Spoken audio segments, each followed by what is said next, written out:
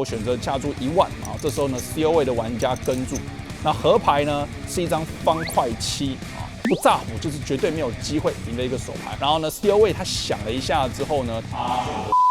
，Hello， 大家好，我是小 P。想要一同参加 APT 亚洲巡回赛台北站的朋友们有机会喽 ！Natural 为大家举办的线上卫星赛，又有机会获得价值$1650的主赛事资格，赛事总奖池高达$100万。连续4个周日的晚上8点，一共保底50个席位，赶快登录 Natural 跟我一起晋级主赛事吧 ！APT 亚洲巡回赛，我们台北站见。Hello， 大家好，我是小 P， 今天来跟大家分享我在这个超级豪客赛遇到哪些有趣的手牌状况。那先跟大家讲一个好消息哦，就是我们的 EV 实验室上线了。EV 实验室呢，里面除了有扑克新闻，还有扑克文章。重点是呢，有这个订阅影音服务，所以如果说你想要看到我参加一些线上的决赛桌，或者是用电脑软体来分析手牌的话呢，记得到下方的资讯栏点击 EV 实验室观看一下。我们今天的参加呢是$1万的超级豪客赛啊，无限重买的一个赛制。起始筹码呢是25万，第一个盲注级别呢是500、1000，那总共参赛人数呢就是有10个买入啊，但实际上不到10位玩家，因为有一些玩家有重买啊，包括我。保安，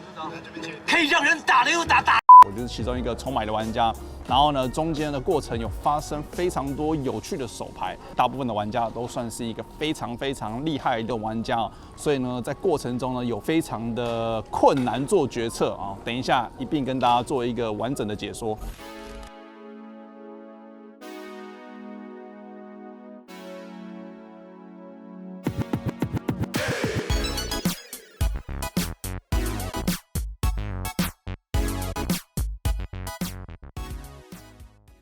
好，首先呢，我们一上桌的呢，因为我们是准时开赛哦，然后呢，前4位玩家可以收到退还服务费$300哦，所以呢，我也是在这个前4个名额，那代表说我们是从一开始呢就进行了这场赛事。那有记录的呢是第一手牌呢是在一个1000、1500的盲注级别，我们的起始筹码呢是大约是25万。那 Hijack 位的对手选择加注到4000，然后我在 CO 位我拿到 J10梅花选择跟注啊，小盲位跟注，大盲位的玩家呢选择了一个3次下注到21000。那原本加注位的这个 Hijack 位玩家选择弃牌之后呢，到我这边就有一个决策要做。那我认为J10梅花呢，在这边我觉得可以考虑跟注啊，当然弃牌也不会到太糟，但我觉得以一个筹码量的深度来说，或者说我有一个位置的情况下呢，我觉得进行一个有位置的翻牌后啊，不会到太差，尤其是如果说小盲位的玩家有可能也因为我跟注之后他跟进来，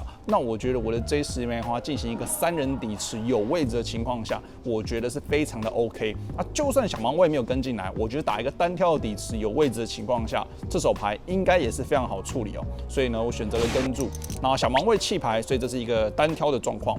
翻牌是16，还有一张小牌有点忘了啊，底池51500，大盲位的玩家选择了一个持续下注。那比较有意思的是，他选择的下注尺寸呢是1万啊，底池51500，他选择下注1万，也就是大约是20%。那我认为他这个下注尺寸有一点太小，变成是我的策略来讲呢，其实我就要有一定的频率会去加注我的这个顶对。当对手下注越小的时候呢，我们可以把它想象成它的范围越宽。你可以视为就是假设他过牌，我会不会下注啊？很有可能会下注。今天他下一个很小的注的时候，其实就跟过牌是差不多的意思啊。希望大家会懂这个逻辑。当今天对手下注更大的时候呢，我们加注的频率啊就会越少。在这个时候呢，其实我可以考虑加注，但是我认为我的预设策略呢，我还是可以进行一个跟注，然后打一个有位置的转牌跟合牌。那我觉得这手牌啊跟注的情况呢，其实也是挺适合的哦，所以我当下呢选择了跟注啊。转牌是一张7啊，然后呢底池71500，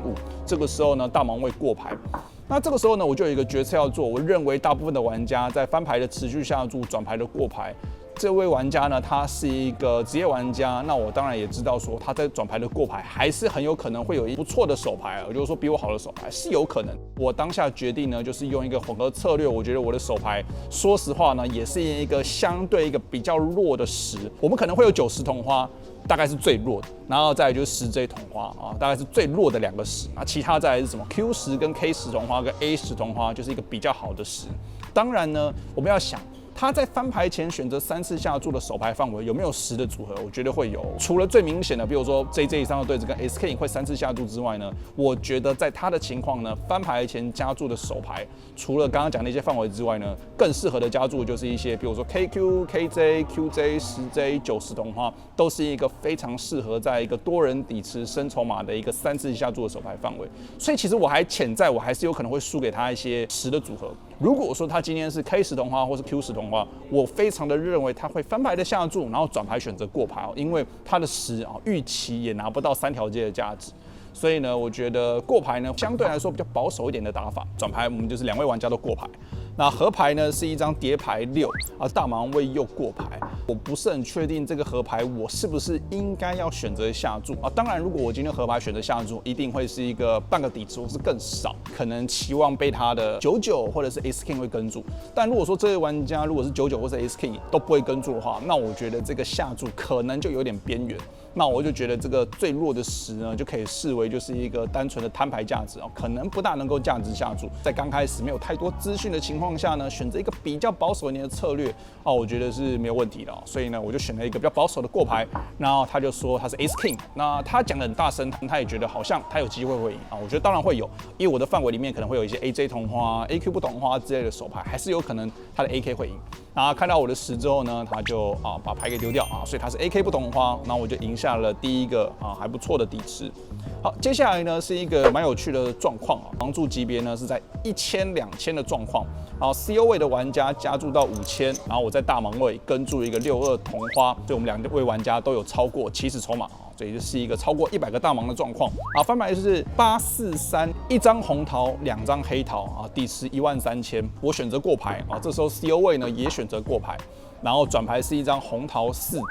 那我觉得第2位的玩家在翻牌选择过牌的时候呢，这张转牌的4啊，其实对我大盲位的范围呢是比较友善一点哦，因为我们的范围里面会有非常多的4的组合，那我们转牌不管是4的组合或者是8的组合哦，都可以选择下注。所以呢，我在这边在底池13000，我们这边的话选择了一个下注的炸虎，那我是26嘛，我也给卡顺，所以呢，我选择下注1万啊。这时候呢 ，CO 位的玩家跟注。那合牌呢是一张方块7啊，翻牌是843 turn 4 river 7。那我认为这个7呢，其实际上我的手牌是没有帮助，可是对我的范围其实很有利。我会有所有的5、6不同花，5、6同花，在它的位置呢，可能只会有5、6同花哦。然后就以这个不管是3条或者是顺泽组合来说呢，我们大盲位绝对都是有一个数量上的优势。那再加上我实际上又有一张6啊，一个阻挡牌的一个概念，然后再加上我就是6嗨嘛，不炸我就是绝对没有机会赢的一个手牌哦。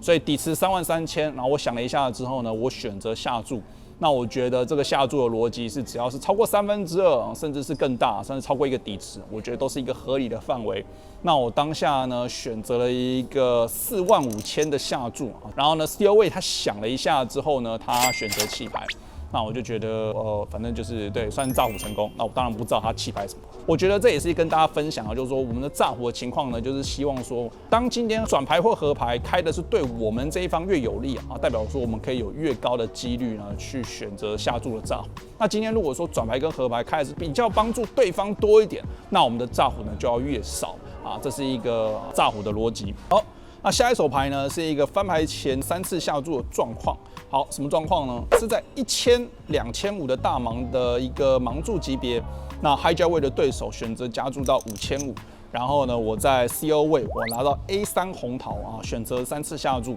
那以这个加注的手牌来说呢，第一个就是在深筹码的情况下呢，我们加注的手牌，如果说以不同花的组合的话呢，可能组合并不多，比如说像是 KQ 不同花、A10 不同花、AJ 不同花。但是以同花的组合呢，会更适合。原因是因为在深筹码的情况下呢，我们预期会面对到很多玩家会跟注3次下注，也就是说，基本上我们都要打到翻牌后。那也就是说，这个可玩性，不管是同花牌或连结牌哦，进行游戏比较顺利一点哦，就是说会是一个比较好的状况。A3 同花呢，就属于落在这个有同花牌又有一个阻挡牌，然后其实又可以很适合的一个3次下注的一个手牌的组合。所以呢，我当下呢，原本要选择加注的尺寸呢，大约就是一个预设的，大约是3.5倍到4倍左右。那我原本要加注的预计尺寸呢是19000啊，但是我丢错了筹码哦，多丢了一个5000，变成是丢了24000，其实实际上也没什么太大的差别，只是他看了一下的时候，他觉得好像这一次的3只下注尺寸大了一点。那他想了一下之后呢，这个对手还是选择了跟注啊，那就进行到一个翻牌后啊，翻牌是 K64彩虹面，然后有一张梅花，然后底池54000，原本跟注的 Hijack 玩家当然是选择过牌。那我认为就是我们这边的持续下注的范围呢，我们就说过了，基本上呢就会是一个全范围，也就是翻牌前只要3次下注的手牌呢，翻牌呢都会是预设一个下注1/3的筹码量。那当然在升筹码的时候，其实可以考虑多一点，但我认为其实在一个 K high 的翻牌呢，我觉得1/3就可以满足我们想要达到的这个目的不管是价值下注或者是炸，我觉得都有足够的这个成功率。所以呢，我选择了下注18000，54000的底池，1/3是18000，然后 Hijack 玩家跟注转牌是一张梅花 J 那代表说是一个有一个后门花的情况。那 J 的话，我觉得对于双方来讲，并没有一个特别好的状况可能对我会好一点算是比较中立一点的手牌。那底池呢是9万，然后这个时候呢，这个 Hijack 玩家过牌。那如果说我今天要选择转牌再下注的话，我觉得我的 A3 梅花可能会比较好一点，又或者说我假设我今天是 A10不同花，甚至是 AQ 不同花多一个卡顺的时候呢，我觉得更适合的下注炸，希望他什么？希望他把一些99、10、10、88的手牌给弃掉，我觉得这是更可能的。那我觉得 A3 在这边可能第一个就是，其实我翻牌前选择下注尺寸因为选错，所以比较大一点。那我就觉得他应该要弃牌比较多的范围，再加上 K high 的翻牌，我持续下注，他也应该要弃牌掉一些比较弱的范围。也就是说，他很有可能在翻牌跟注的时候，其实就大部分的范围啦，99以上的首对，或者是像是 KQ、KJ、K10之类的顶对。那也就是说，实际上这样子思考的话，其实我们在转牌下注的这个弃牌率，其实可能没有这么高。那我就觉得，当今天你知道对手的弃牌率很低的时候，那我们的做法就是什么？我们就不要炸胡，因为我们就知道弃牌率很低，代表炸胡容易被跟注嘛。那代表说炸胡的成功率比较低的时候呢，代表我们就不应该炸胡。就是一个很直觉的概念，好不好？所以呢，我们就转牌呢，我们就选择放弃，我们就过牌。那合牌是一张5无关紧要的5可能会有一些7、8同花，但是我认为5对于大部分的双方来说呢，算是一个比较低的不关联的牌。然后呢，这个时候对手又选择过牌，那我觉得我的手牌输要炸胡，我觉得确定是不会赢但是我觉得 S high 可能还不用炸。当然，我的范围里面还是会有一些同花连牌，比如说8、9同花、90同花、Q10同花，那可能合牌会考虑炸胡。那我觉得 S high 好，就算没有摊牌价值，我也不打算炸胡这个 S high，所以我选择过牌。然后他又说你怎么没有打因为这个对手是台湾的玩家 Nevin， 所以他以为我会下注他是1对4，就是他翻牌呢中了3条，然后就是希望我会下注，然后说如果我打的话，就是当然我就输了嘛，因为他3条，他就是在等我下注。我看到他牌之后呢，当然我就弃牌，因为他先开牌嘛，所以他不知道我是什么牌。然后就是这手牌呢，就输了一个底池。那下一手牌呢？下一手牌是什么状况？在1500、3000我在 Hijack 位我有16万的筹码量，然后我拿到了这个 KJ 方块，选择加注到7000。然后呢 ，bottom 位的玩家跟注bottom 位的筹码量呢大约是70筹码，翻牌是552，2张黑桃，1张红桃，然后底池21500。这个时候呢，我们的策略呢，我觉得可以考虑下注很宽的范围，但我们就讲这个翻牌前的东西没有位置的情况下呢，我们的持续下注的频率绝对不是100%，所以我当下选择了过牌。然后呢 ，bottom 位的玩家也过牌。那今天当 bottom 位玩家过牌的时候呢，我其实可以蛮确定的，就是他的手中应该是不会有66以上的对子，原因是因为我认为他如果手中有66以上的对子呢，基本上都会很高频率的下注。也就是说，就算他是3344，就算他是 A2，我觉得都应该有很高频率的下注。所以呢，当他今天过牌的时候呢，我就觉得第一个，要不然就是我 K high 是领先，就是他的范围绝对是一个比较就是不会有对子。好，转牌来一张 K 非常好的 K 变成说让我中了一个对子假设他是 A 猜的话呢，我现在也赢了。它的范围里面当然会有一些K9 同花、K10、KJ、KQ， 但是我觉得以一个策略上的整体的范围来说呢，我很明确其实中了一个 K 是非常的好的一个状况，但是呢，我转牌还是选择过牌。我不知道这位玩家会不会考虑炸火。那我觉得，如果我今天是 KQ 或是 Ace King 的话，我觉得更是一个明确的转牌下注、合牌下注。那如果说今天是一个比较弱的 K， 比如说 K10跟 K9，那我应该会考虑混合一个策略，让转牌再过牌，然后可能拿一次的价值，又或者说可以考虑去抓炸火的这样一个策略。好，所以呢，我们转牌呢又是2位玩家都过牌，然后合牌呢是一张叠牌2。变成是552K2，总共是21500的底池。那我就觉得这手牌我很明确的是不会再过牌。那我觉得下注尺寸呢，从半个帕到满帕，我觉得都是一个合理的范围之内。那我预期会被跟注的范围，可能就是一个 S high， 我觉得 S high 应该都会很常会跟注哦。那尤其是他如果觉得有转牌，如果中 K 应该会下注的话，那他更有机会想要跟注来分钱。我觉得甚至有可能他是 Q high 或者是10嗨 J 嗨，想要因为台面5张嘛，他可能我认为跟注都有可能会分钱，再加上他 S 嗨基本上有可能会赢我的炸火，所以我选择下注11000，然后对手跟注了之后呢，看到我的底牌，他就选择了弃牌。有任何扑克相关的手牌问题想要问我的话，欢迎到下方的 Discord 手牌投稿区投稿你有问题的手牌，投稿你有问题的手牌。投稿。